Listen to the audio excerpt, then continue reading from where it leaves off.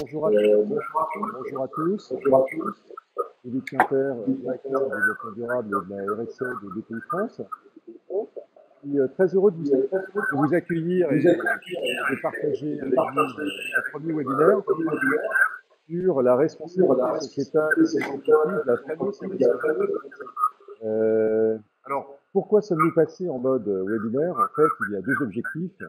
Le premier, ça correspondait à notre souci de venir vers vous, de partager des contenus, des discussions, de partager des retours d'expérience sur ces sujets. Nous savons qu'un certain nombre d'entre vous sont en région et que votre temps est précieux. Et le deuxième objectif, en fait, c'est un petit peu la patte BPI France que vous connaissez bien, c'est vous être utile et vous donner envie d'aller plus loin sur ces sujets. Alors pour traiter le sujet d'aujourd'hui, trois intervenants. Timothée Elkiel de chez Greenflex, qui est consultant et donc qui a une très grande expérience en formation et sensibilisation sur les sujets RSE avec des entreprises de taille extrêmement diverses. Benoît Villain, qui est investisseur au sein de la direction fonds propres PME chez BPI France et qui est, à travers son activité, au contact des entreprises. Et ce sera donc la position vue de l'investisseur. Et un retour d'expérience avec Kevin Franco, la société Pocheco, pour un retour d'expérience et sur en quoi le levier de la RSE est synonyme de performance et d'innovation. Alors, sans plus tarder,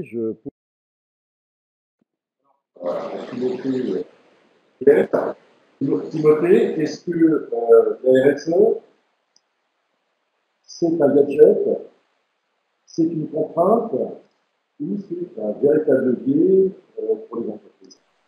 Bon, merci Philippe. On va partager ma réponse en trois temps. Je vais faire un premier temps sur déjà rappeler qu'est-ce que c'est que la RSE. Donc la RSE, c'est la responsabilité sociétale des entreprises. C'est, on va défiler, je vais faire en même temps défiler les slides, comme ça tout le monde peut le voir. Non, ça marche pas. C'est qu'on défile. D'accord. Donc la responsabilité sociale des entreprises. Donc je vous ai mis une définition. Donc j'espère que la slide va arriver, qui est la définition de l'Union européenne. Donc la responsabilité sociétale des entreprises, c'est tout simplement la notion de développement durable qu'on applique au monde de l'entreprise. C'est de se dire que l'entreprise, lorsqu'elle se développe de manière son développement économique, elle essaye d'intégrer dans son développement des préoccupations sociales et des préoccupations écologiques à ses activités commerciales. Concrètement, c'est une façon d'être plus responsable dans ses relations avec ses parties prenantes, d'être équitable. C'est une façon aussi de se développer tout en gardant un environnement qui soit vivable, à la fois en interne au niveau des salariés, mais aussi par rapport à l'environnement. Et c'est un développement économique qui soit viable dans le temps, en prenant en compte l'aspect fini de nos ressources naturelles. En somme, la RSE, vous en faites tous en savoir. Il n'y a pas aujourd'hui un chef d'entreprise qui se lève le matin et qui dit « Tiens, je vais aller polluer mon environnement ou je vais aller licencier les gens ». Donc, vous en faites tous en savoir. La question, c'est de savoir comment on peut la structurer.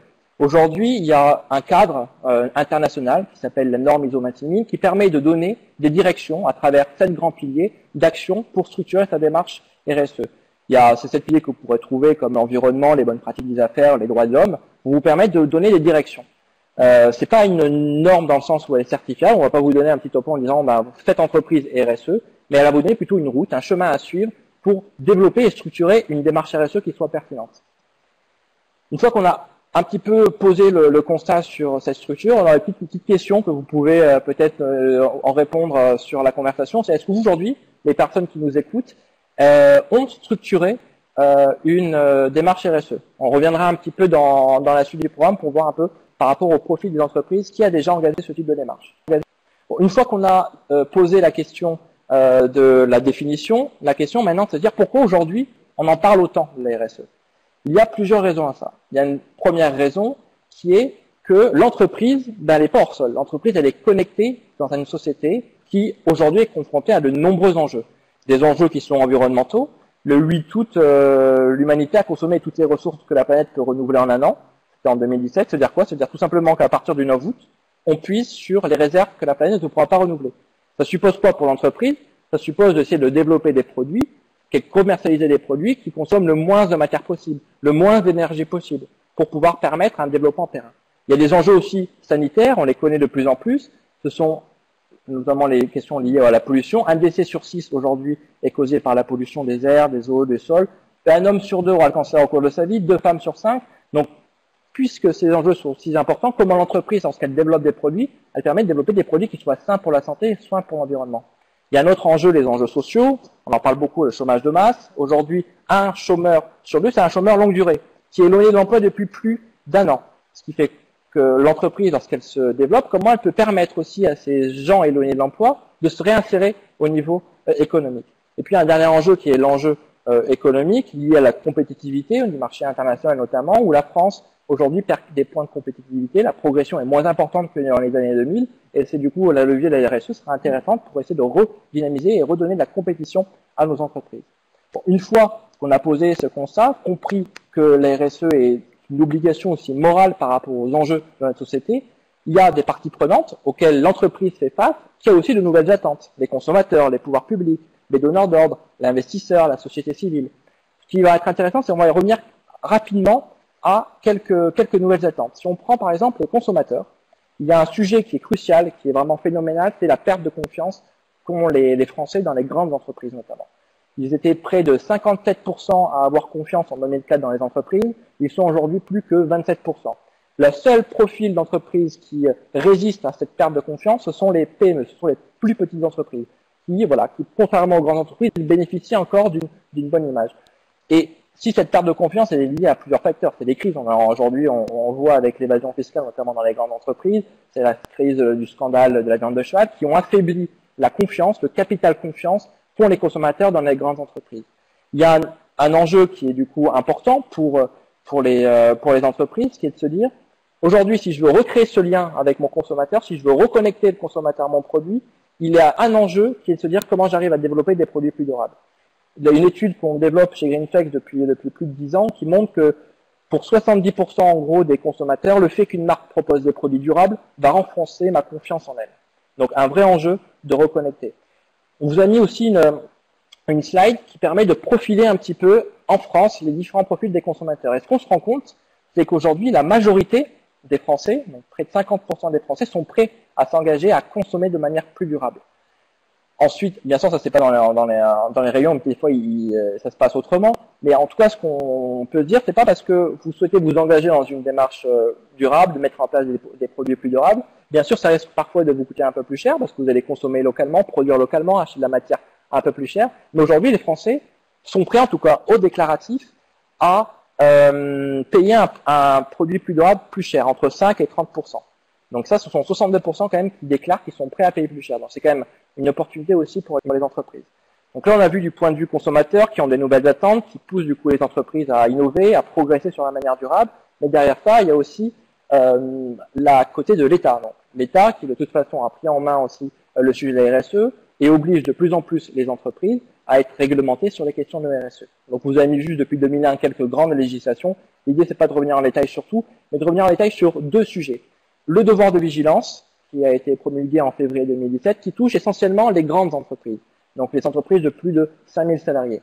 Mais l'obligation de ces entreprises, c'est d'élaborer un plan de vigilance pour prévenir des risques environnementaux, humains et de corruption sur l'ensemble de la chaîne de valeur. Ce qui fait quoi? Quand vous êtes une entreprise où vous avez un grand donneur d'ordre, vous êtes client d'un grand distributeur par exemple, il va vous demander à un moment donné des comptes sur votre politique RSE parce qu'on lui demande d'avoir des comptes sur l'ensemble de sa chaîne de valeur.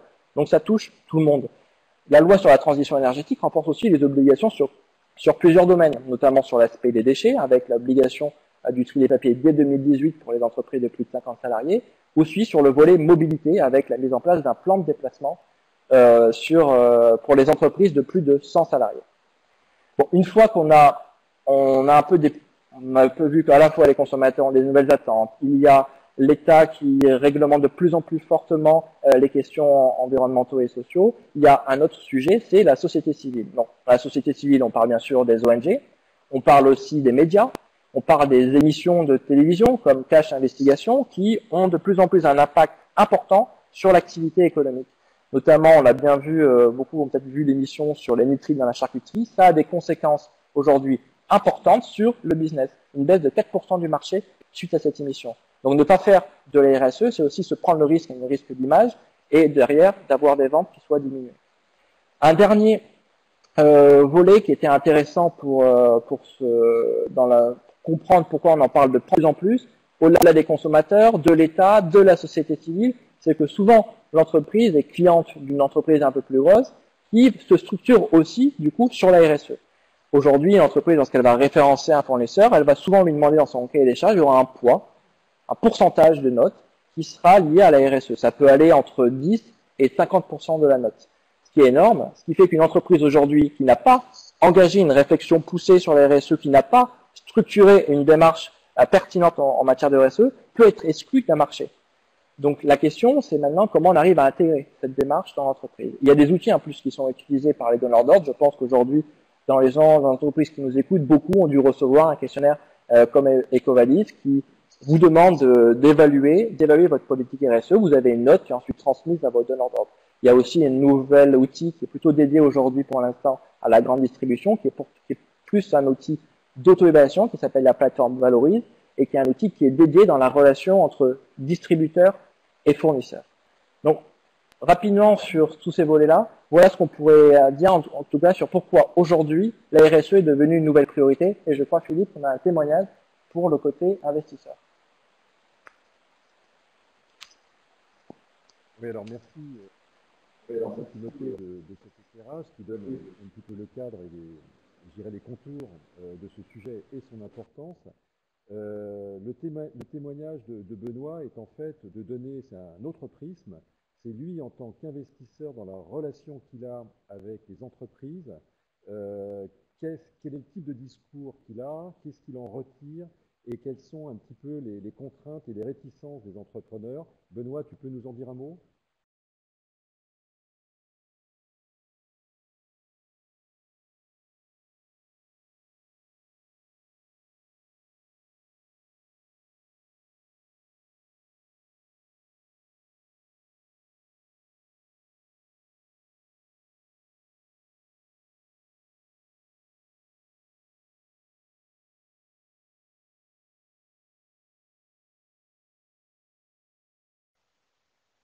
Benoît, excuse-moi, est-ce que tu peux activer ton micro, s'il te plaît? On ne t'entend pas.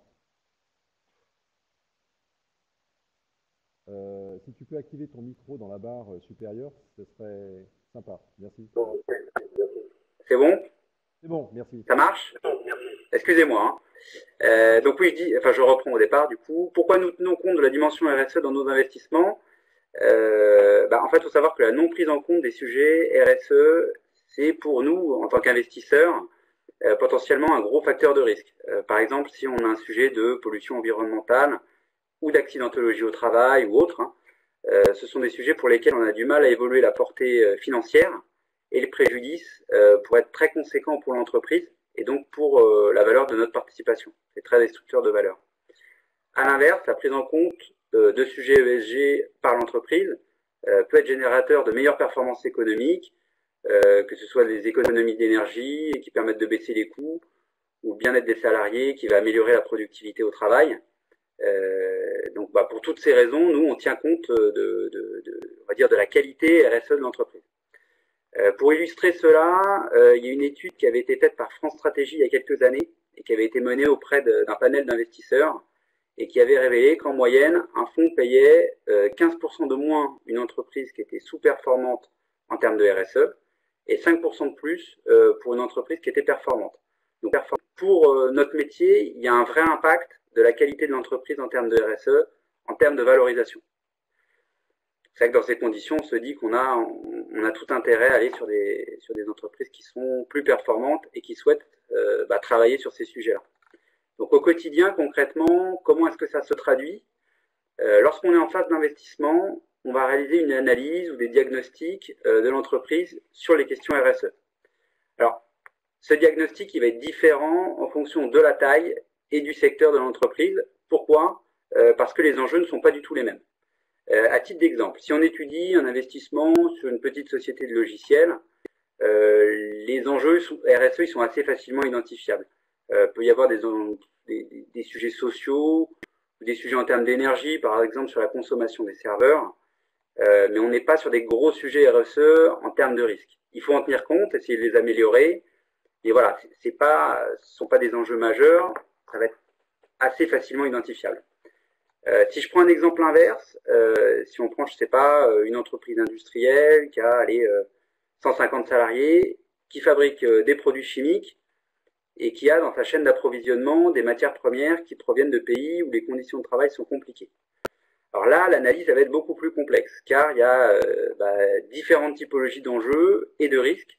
Il peut y avoir des enjeux environnementaux, est-ce qu'elle rejette beaucoup de CO2, comment elle traite ses déchets, est-ce qu'elle recycle, est-ce qu'elle pollue pas son environnement, est-ce qu'il y a un risque sur la supply chain, est-ce que les personnes qui travaillent, est-ce que les sous-traitants de matières premières, leurs salariés sont traités dignement.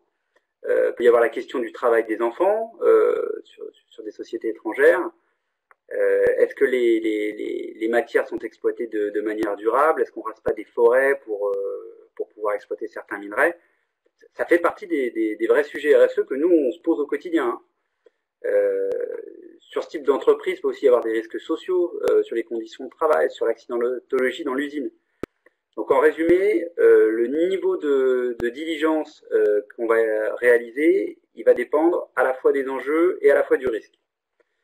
Donc si on reprend nos exemples, pour une entreprise, on va dire à faible enjeu, on va utiliser un outil de diagnostic qu'on a développé nous en interne, par l'équipe de Philippe d'ailleurs.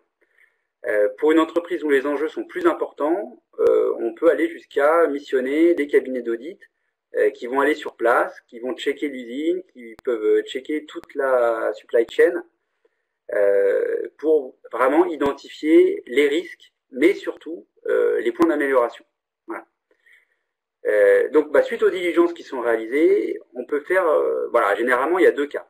Soit on constate que l'entreprise elle respecte pas du tout les sujets de base en termes de RSE, par exemple qu'elle a aucune déontologie des affaires, ou qu'elle pollue délibérément son environnement sans volonté de changer les choses, ou si on constate qu'elle a des sous-traitants à l'étranger qui font travailler des gens dans des conditions vraiment indignes, et que finalement ça pose pas de problème aux dirigeants parce que lui il trouve que c'est pas cher et puis ça lui va bien comme ça.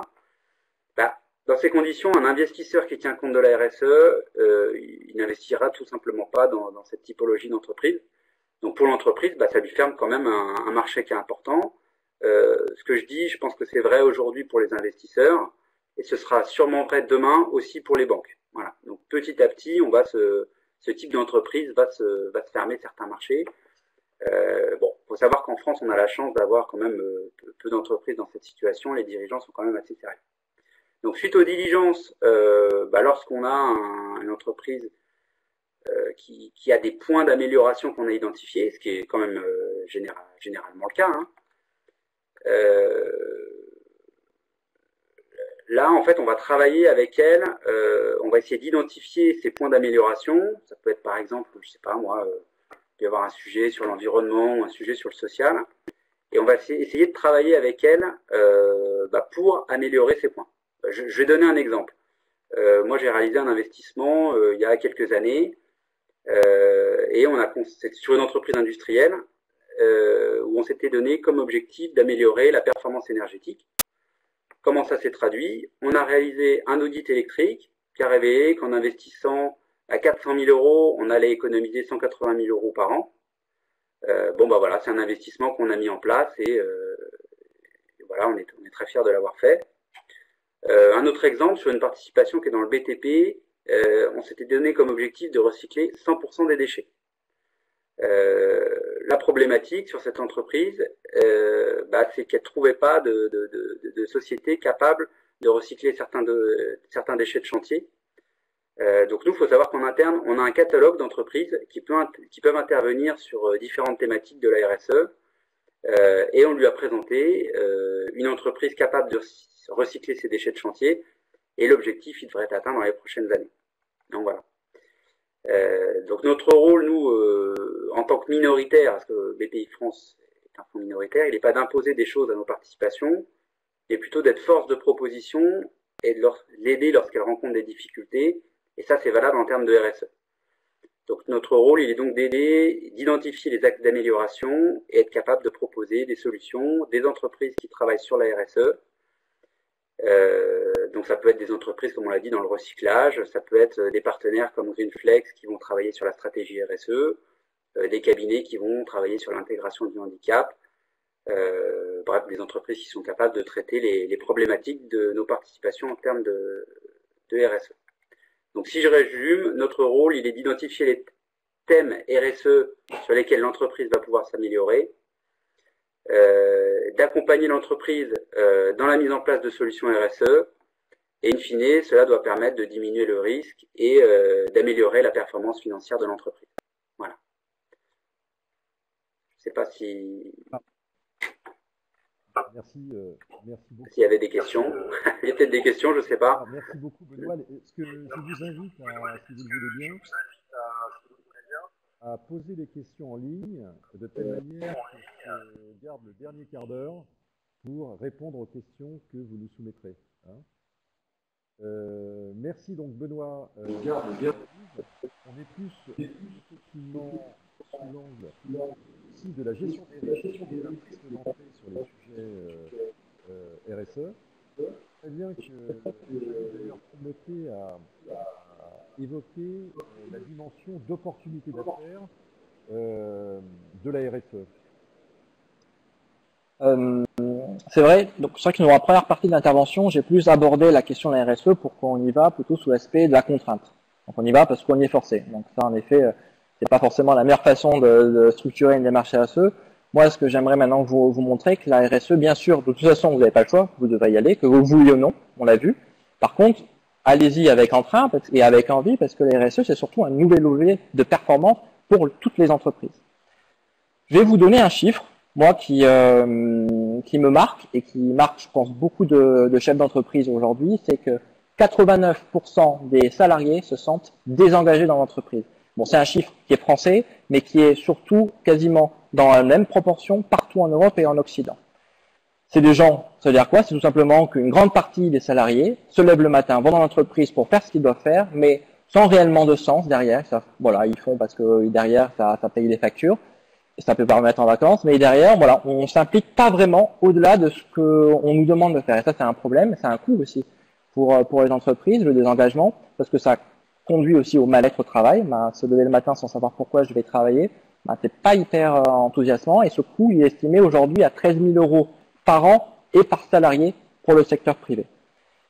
Ce que j'ai envie de vous dire comme bonne nouvelle, c'est qu'aujourd'hui, si vous arrivez à construire une politique RSE, ça vous permet de fédérer vos employés, de les sensibiliser et de redonner du sens aussi à votre projet d'entreprise. C'est un formidable levier pour mobiliser les équipes. On le voit à travers toutes les entreprises, les gens ont envie de s'investir, ils le font souvent à la maison, ils ont envie aussi de travailler dans une entreprise qui leur semble responsable et qui incarne aussi les valeurs de responsabilité. Et surtout, ce que j'ai envie de vous dire, c'est que derrière la notion de sens et de RSE, il y a des nouvelles générations. La génération Y qui est déjà sur le marché du travail, on en fait partie, la génération Z qui n'est pas encore sur le marché du travail mais qui est arrivée et qui ont tous, eux, la volonté de travailler pour des entreprises qui cherchent à avoir un impact environnemental et social positif. Il y a un sondage qui a été réalisé qui montre qu'aujourd'hui, 62% des jeunes ne veulent travailler que pour des entreprises qui cherchent à maximiser leur impact. On le voit aussi, vous avez peut-être pu le voir, en tout cas moi je l'ai vécu chez Greenflex, où on est quand même une petite encore structure par rapport à des gros cabinets, donc on peut payer un peu moins que d'autres. Il y a des gens qui sont venus chez nous avec un salaire moins élevé parce qu'ils recherchaient ce sens que l'on pouvait avoir dans les affaires. Donc c'est vraiment important et ce sera vraiment un levier pour toutes les entreprises pour recruter les nouveaux talents et recruter les nouvelles générations. Donc oui, la RSE, ça va être un formidable levier pour recréer du sens, remobiliser les équipes et les motiver. Sachant qu'en plus, 85% des collaborateurs aimeraient être plus investis dans des démarches RSE dans leur entreprise. C'est parfois l'idée, c'est de, voilà, on a une fiche de poste et en plus, dans cette fiche de poste, on sait qu'on va pouvoir contribuer à la politique plus globale de la RSE. Donc ça nous permet d'avoir une vue plus globale que sur petite fiche de poste. Donc c'est vraiment important. Ensuite, au-delà de la réponse à cet enjeu qui est crucial, qui est crucial pour l'entreprise de ce désengagement, je vais vous montrer comment la RSE est source aussi de performance financière pour les entreprises, autour de 3 grands sujets. 1, ça va vous permettre d'augmenter vos marges. 2, de développer votre chiffre d'affaires, et 3, d'augmenter aussi la valeur financière de votre entreprise. Je vais revenir de plus en détail sur ces 3 volets, qui bien sûr apportent des gains financiers. Sur l'aspect augmenter la marge, il y a 2 leviers pour faire en sorte que la RSE augmente la marge de l'entreprise. Un va permettre une meilleure gestion des risques, notamment grâce à l'impact financier indirect qui est lié au non-respect des réglementations. Voilà, une entreprise qui ne maîtrise aucun risque sur la chaîne fournisseur, à un moment donné, elle risque d'être hors la loi, elle risque de faire n'importe quoi.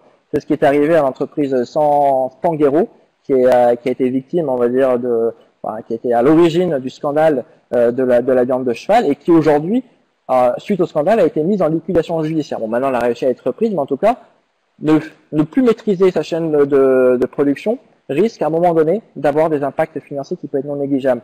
C'est aussi des impacts financiers qui sont indirects liés à la détérioration du capital naturel. C'est par exemple, ça concerne beaucoup aujourd'hui les grandes entreprises, comme l'exemple, on va dire le plus récent, c'est BP avec la marée noire Deepwater. Ça a quand même coûté 50 milliards de dollars. Donc même pour un grand pétrolier, 50 milliards, c'est rien. On préférait quand même les garder pour investir.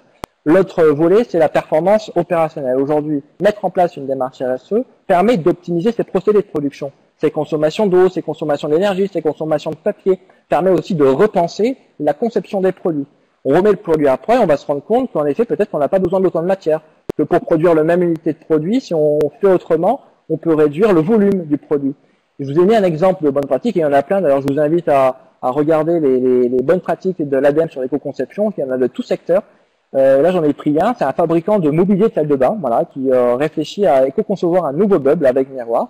Et ce qui s'est passé, c'est qu'en réfléchissant, ils ont réussi à réduire de 24% le poids total du meuble de référence, de réduire jusqu'à 50% le volume du bois du panneau, et au final, le coût de production de ce miroir a été réduit de 31%, 31 points de plus en marge.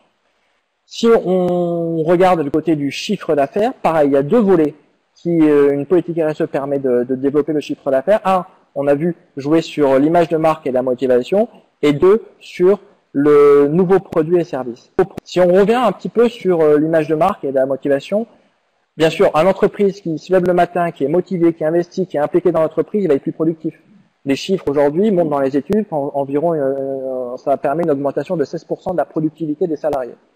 Une entreprise qui réduit ses risques, du coup, va bénéficier d'une image de marque qui sera meilleure. Elle va éviter les boycotts, elle va éviter les pétitions. Donc, c'est des émissions comme ce qu'on a pu voir sur Crash Investigation.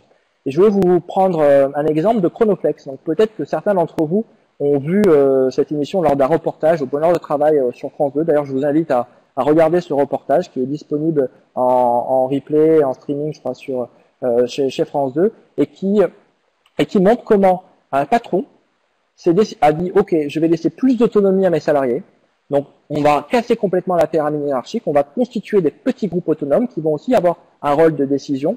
Et puis, je vais donner, comme mission à mes salariés de revoir la politique de rémunération. C'est-à-dire comment je peux mieux peut-être rémunérer et plus intelligemment rémunérer mes salariés pour mieux les impliquer et mieux les intéresser à l'activité économique.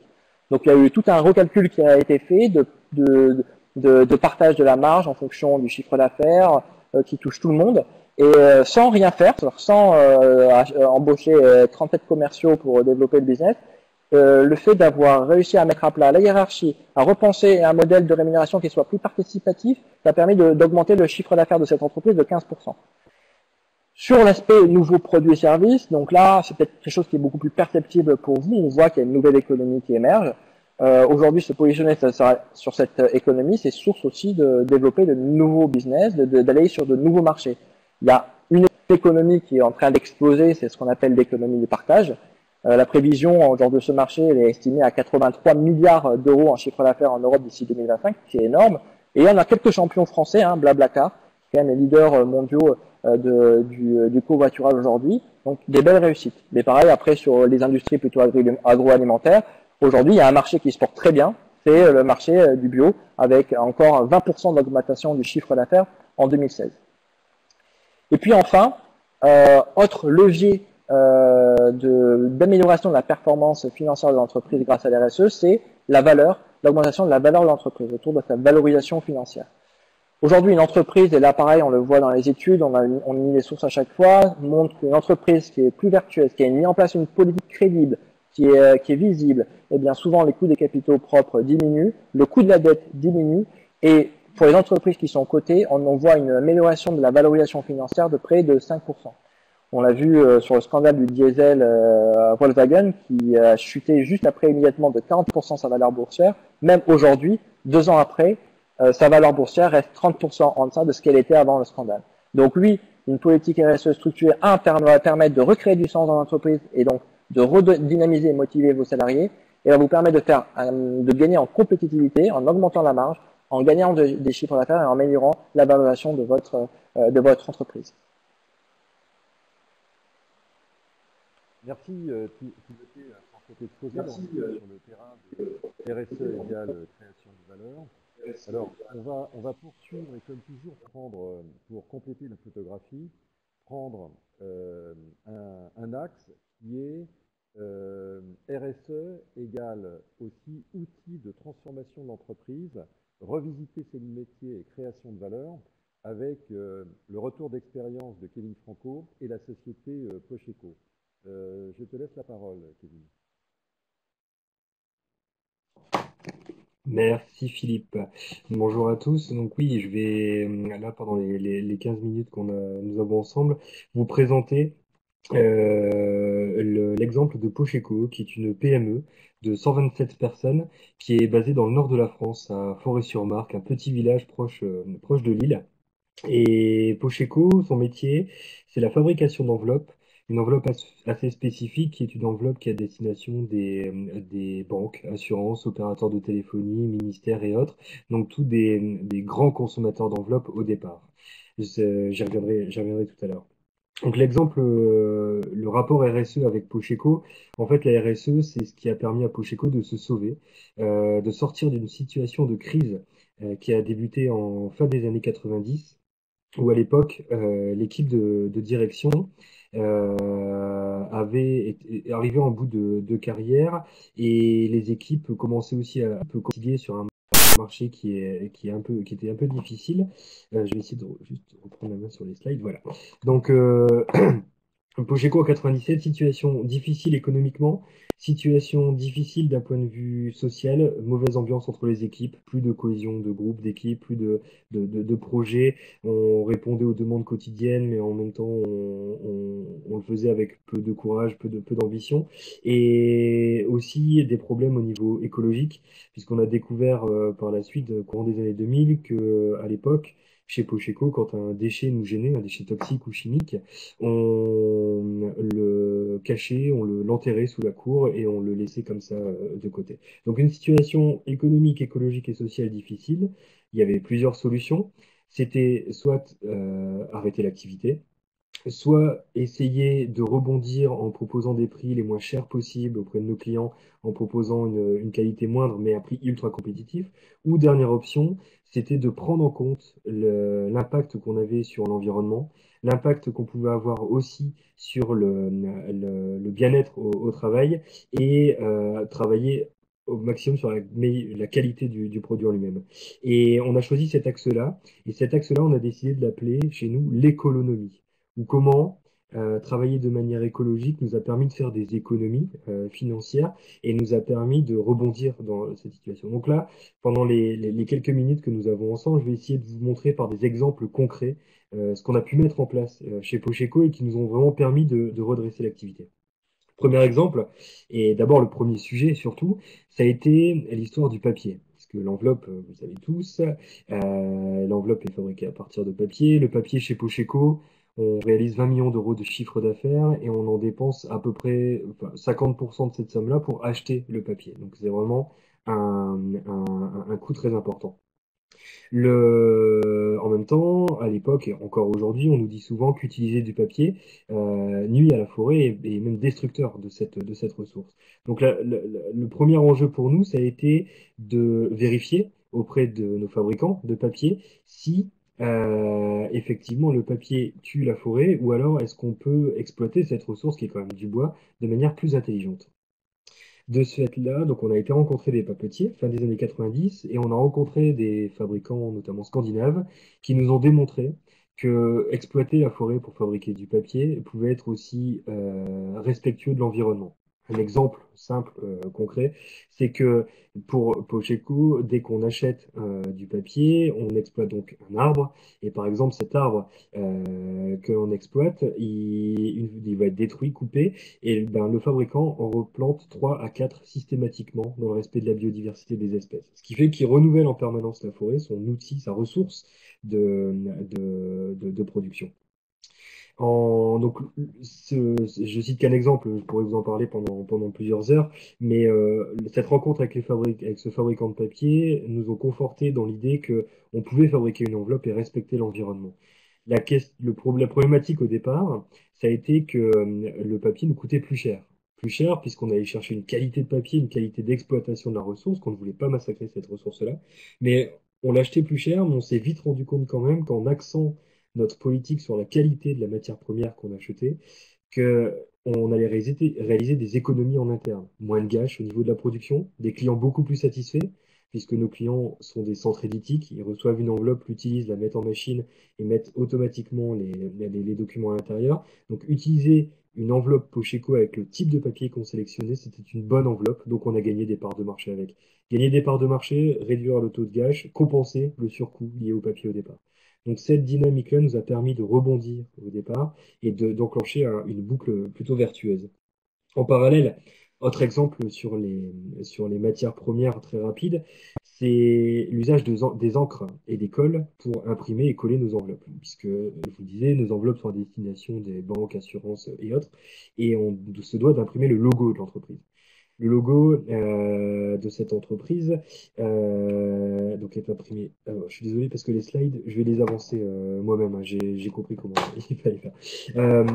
Cette encre à la base était nocive pour la santé, mais aussi pour l'environnement.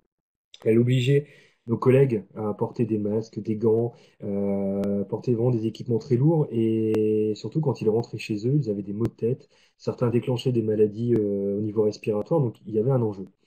On a travaillé pendant une année avec nos partenaires fabricants à développer des encres à base d'eau, des encres à base d'eau sans solvant et à base de pigments naturels. Ce travail-là de conception au départ nous a également coûté plus cher, mais quand ça s'est généralisé au fur et à mesure des années, on s'est rendu compte qu'acheter des encres à base d'eau était beaucoup moins cher qu'acheter des encres à solvant, à l'achat de la matière au départ, puisque la recette était beaucoup plus simple. Et ensuite, on a réalisé aussi des coûts sur tout le process tout autour, c'est-à-dire sur l'utilisation d'équipements de protection individuelle, l'utilisation de produits nettoyants pour nos machines, puisqu'on devait produits moins toxiques, donc aujourd'hui utiliser un équivalent du savon de Marseille est largement suffisant. Voilà, donc ce travail sur les encres, en même temps que le travail sur le papier, nous ont permis de faire des premières économies. Et comme une règle importante dans l'entreprise est le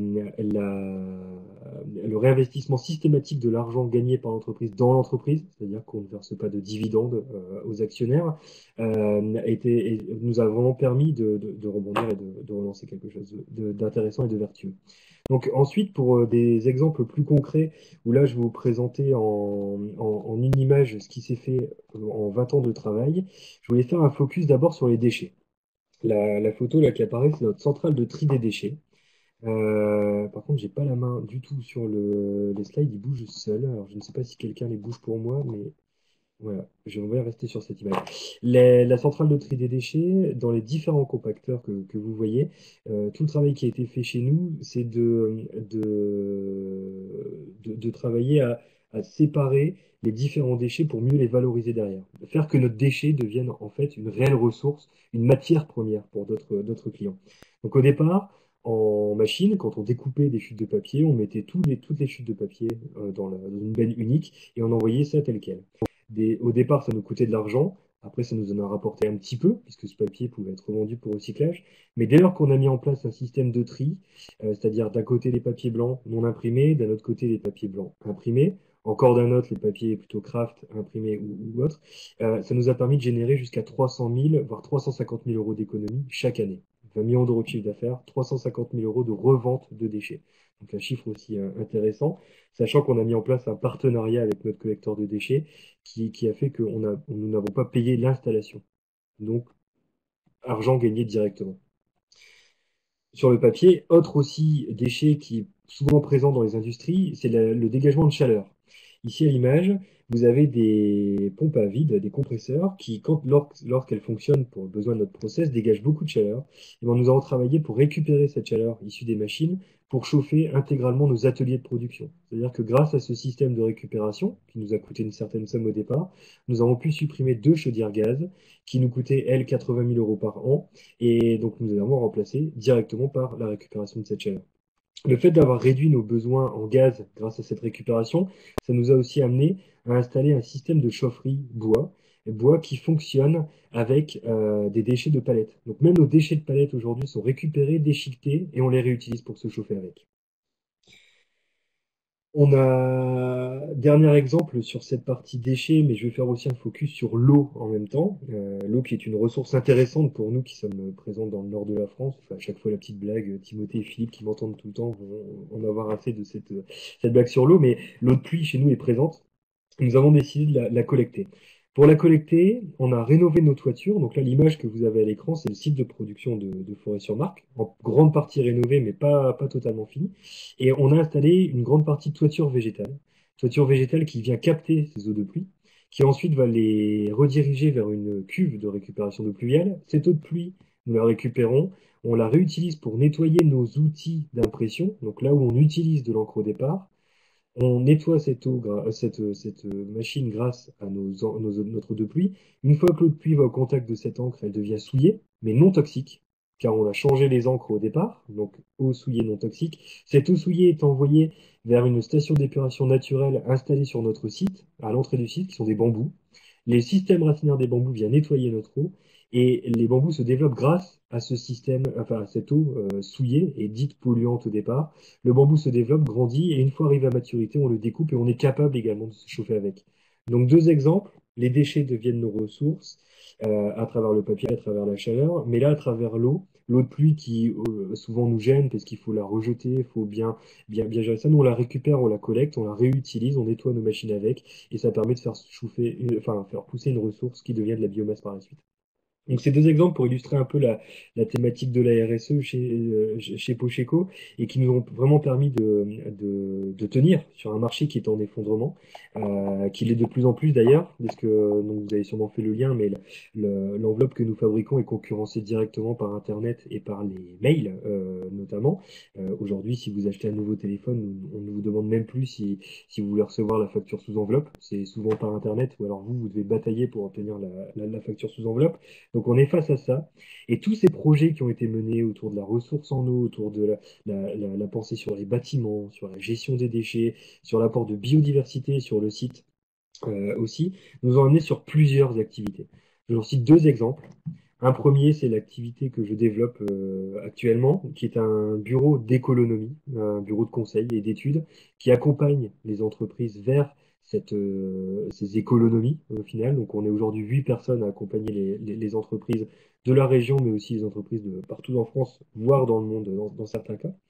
Parallèlement à ça, nous avons également développé une activité de permaculture, qui est une méthode de maraîchage bio avec des ressources locales, où l'idée c'est d'utiliser aucun intrant chimique toxique, produit phytosanitaire et autres, et aucun engin thermique. C'est un travail de la main. Et comme Pocheco industriel, on a l'intelligence de la main qui est présente dans les équipes et une certaine appétence à tous l'alimentation, la nourriture, l'agriculture dans la région. On s'est dit, mais pourquoi pas se lancer dans cette activité de maraîchage et proposer une alternative à nos collègues si jamais demain nous devons arrêter une machine à enveloppe, puisque les volumes descendent tellement qu'on n'est plus capable de faire tourner l'activité, est-ce que demain nos collègues peuvent pas devenir permaculteurs et nourrir à terme la métropole de Lille, voire la région Nord-Pas-de-Calais en produits locaux et bio? Donc voilà. L'économie, c'est ça. C'est une méthode de travail qui nous a permis de sortir Pocheco d'une certaine crise, à la fois économique, écologique et sociale, donc qui rejoint vraiment la thématique de la RSE. Et c'est aujourd'hui une opportunité qui nous amène sur de nouvelles activités qui, demain, j'espère, pourront permettre à nos collègues d'avoir un emploi jusqu'à leur retraite. Donc, si je devais résumer en quelques mots, c'est que l'économie, pour nous, c'est une méthode pour entreprendre sans détruire. Merci. Merci Kevin de cet exposé, de ce retour d'expérience qui est qui est extrêmement intéressant. Alors, on a vu jusqu'à présent RSE égale gestion des risques. Donc, on a vu RSE égale gestion des risques, RSE aussi connecté à l'innovation, RSE création de valeur. Enfin, tout ça mérite bien sûr d'être vu plus largement, mais RSE outil de transformation dans l'entreprise. Moi, j'aime beaucoup l'idée que tu as développée, d'ailleurs, qu'on n'avait pas abordée jusqu'à présent, et qui casse littéralement un a priori, à savoir que la RSE, ce n'est pas seulement quand j'ai le temps ou quand ça va bien, c'est aussi en situation de difficulté pour revisiter son activité et repartir du bon pied. Et ça, tu as développé ce point de manière assez éclatante. Alors, pour faire le lien, et ça correspond à notre deuxième objectif que je vous ai cité tout à l'heure, c'est être utile. Quoi faire pour être utile? Alors, nous avons mis en place, BPI France et en liaison avec Greenflex, un programme d'accompagnement en fait pour les TPE, PME et ETI. Alors, tout dépend bien sûr de leur maturité et des avancées qui sont réalisées sur l'ensemble des domaines de la RSE, en environnement, social, sociétal et en gouvernance. Le sujet est le suivant, c'est de mettre autour de la table 6 à 9 entreprises en mode collectif et individuel. En mode collectif, c'est de travailler sur des sujets sur le social, sur l'environnement, et force d'exemple et de retour d'expérience d'entreprise. Et en individuel, c'est de faire un 360 degrés de l'entreprise, un diagnostic, et d'établir une feuille de route pour valoriser les actions de l'entreprise qui sont déjà engagées. C'est un facteur différenciant, donc ça permet à l'entreprise de se faire connaître davantage sur ces sujets, de donner encore plus de sens dans l'entreprise, et ça les salariés sont extrêmement sensibles à ces sujets, et en fait, et aussi d'engager de nouvelles actions expérimentaux pour les entreprises. Donc c'est un programme qui donne un plan d'action opérationnel extrêmement concret, et également un plan de com pour valoriser l'ensemble de ces actions, et ce faisant, c'est tout à fait différenciant. Alors sans plus attendre, on va aborder les questions qui ont été posées par vous. Donc on va commencer par une première question que je vais adresser à Kevin. Donc je la lis tout simplement. C'est comment faire évoluer les salariés dans leurs habitudes et comment est pilotée la RSE chez Pocheco. Tu peux répondre, Kevin? Oui, c'est une bonne question. Pour faire évoluer les habitudes, on a la chance d'être encore une petite structure. Nous sommes 120 personnes. On a travaillé beaucoup sur l'organisation dans l'entreprise, où en 97 aussi, un des éléments qui faisait que pour nous ça ne fonctionnait pas, c'est qu'on était sur 5 strates hiérarchiques sur une centaine de personnes. Et les idées qui venaient des personnes sur le terrain, donc des idées vraiment pertinentes et qui allaient dans le bon sens pour tout le monde, et se perdaient à travers ces strates. Donc un des gros travaux qui a été fait, c'était d'aplatir tout ça. Et aujourd'hui, l'organisation, elle est faite avec un comité de pilotage. Comité de pilotage dont la mission principale, c'est bien sûr de diriger l'entreprise et prendre les décisions stratégiques quand il faut les prendre, mais c'est surtout de penser l'avenir de Pocheco et de se donner du temps d'imaginer cette diversification. Et après, ce comité de pilotage dans toutes les équipes, et dans chaque équipe, par exemple la production, nous avons nommé des référents, mais des référents qui ne sont pas des managers, qui sont plutôt des personnes qui sont très compétentes et qui ont un très bon savoir-faire dans leur activité et qui sont en mesure de transmettre leur savoir-faire et de former les plus jeunes qui arrivent chez nous et de les mener, de les faire monter en compétences. Donc on a organisé de cette manière-là, donc ça facilite les choses, ça facilite l'échange, et si une personne a une idée, un projet, elle peut en parler très rapidement au comité de pilotage ou à d'autres personnes et peut même être assez autonome pour le mettre en place. Donc tout ça fait que ça a bien fonctionné. Très bien, merci.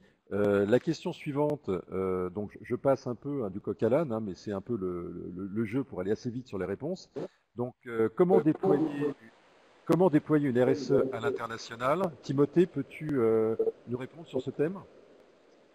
Bon, c'est une question pas évidente à répondre là comme ça en quelques minutes, mais ce que je dirais avant tout, c'est pour déployer une stratégie de relation internationale, il faut d'abord être clair sur c'est quoi notre positionnement, c'est quoi les engagements que l'on veut prendre. Donc il faudra choisir et prioriser, parce que vous n'allez pas pouvoir développer une intégralité de la RSE dans tous les pays. Il y a trop de disparités en termes de réglementation sociale, donc il va falloir avoir des combats.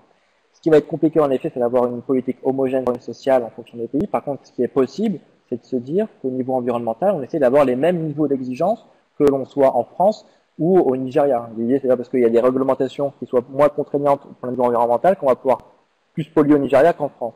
Donc sur l'environnement, c'est assez simple, il faut juste se dire quels sont mes engagements, quels sont mes combats. Au social, ça va dépendre aussi du positionnement qu'a l'entreprise, et en fonction de ça, il y aura peut-être des actions qui seront mieux, disant, par rapport à la réglementation dans certains pays. Donc c'est compliqué comme ça en répondre en quelques minutes, mais en tout cas, c'est sûr qu'à terme, c'est de pouvoir déployer une stratégie qui soit aussi cohérente et qui vienne aussi renforcer la marque employeur, quel que soit le territoire. Outils de com externe pour valoriser la démarche en 15 secondes. En 15 secondes, donc il y a plusieurs outils qu'on vous fait travailler. Un, c'est une charte d'engagement RSE, donc ça c'est l'outil on va dire basique que vous pouvez mettre sur votre site internet. Deux, c'est un mini rapport RSE, donc là il y aura une question un peu plus narrative, on raconte une histoire et dans laquelle on met en avant aussi les engagements. Ce sont aujourd'hui, on va dire, les deux outils qui sont le plus simples à mettre en œuvre. Donc la charte d'engagement RSE, c'est une page. Le rapport RSE, ça dépend par rapport à ce que vous faites et quelle histoire vous voulez raconter et comment vous voulez le communiquer en externe. Ça, c'est pour les outils externes. Je te rajoute une question qui vient d'être posée concernant les startups. Est-ce que pour une startup, il y a un bénéfice particulier à participer aux formations et à rentrer dans la RSE? Oui, et en plus j'ai vu dans la question s'il y a déjà des entreprises qui suivent le programme. Oui, il y a plusieurs entreprises, plus d'une centaine d'entreprises qu'on a accompagnées, et dans cette centaine d'entreprises, il y a des startups qui ont été accompagnées un peu partout en France. Je pense notamment à une des dernières, à Nawa Technologies, qui n'ont même pas encore commercialisé un produit. Pourtant, ils ont été accompagnés. Ce qui est intéressant lorsqu'on est une startup et qu'on souhaite, on va dire, s'engager sur la RSE, c'est que on est encore en construction. Donc c'est intéressant lorsqu'on développe une stratégie d'intégrer dès l'origine du projet d'entreprise une dimension RSE qui soit forte. C'est beaucoup plus simple au début que de le faire après, d'essayer de rattraper, on va dire, entre guillemets, les pots cassés. Effectivement, qui concerne les Français et la RSE, ça, je vais y répondre. En fait, non, arrêtons le French bashing. Les Français sont très bien placés en matière de RSE, et notamment si l'on regarde l'AFIC, qui est un petit peu la maison mère des investisseurs de croissance, l'AFIC, qui a tenu une réunion, qui tient une réunion chaque année avec l'ensemble des fonds d'investissement. Cette année, par rapport à l'année dernière, il y a 60 fonds d'investissement supplémentaires. Donc, il y avait un nombre de 300 sociétés de gestion dans la salle. Donc, 60 fonds d'investissement supplémentaires par rapport à l'année dernière. Et sachant que ces fonds investissent dans les entreprises, on voit très bien que la prise en compte de ce sujet au niveau de la France est exponentielle, et notamment aussi au niveau de la signature des principes d'investissement responsable, les fameux PRI, où la France est extrêmement bien positionnée, je dirais, à l'échelon international. Alors voilà, je crois qu'on a fait un tour assez large, en fait, et dans le format d'1 heure, pour respecter le temps qui est imparti. Comme je vous l'ai dit, on est entré dans un cycle, et c'est en tout cas ce que l'on souhaite faire, et vous nous direz si nous avons raison ou pas de le faire, mais en tous les cas, on va s'y employer, pour faire de nouveaux webinaires avec des thèmes différents. Je vous invite d'ores et déjà à nous rejoindre le 7 décembre prochain, où nous aborderons un nouveau thème, et nous enverrons une invitation avec le thème en question pour que vous puissiez nous rejoindre. Je vous remercie de votre participation. Je remercie les équipes d'Euroquity BPI France et Université BPI France qui nous ont permis de réaliser ce premier webinaire, et je vous donne rendez-vous à bientôt. Au revoir.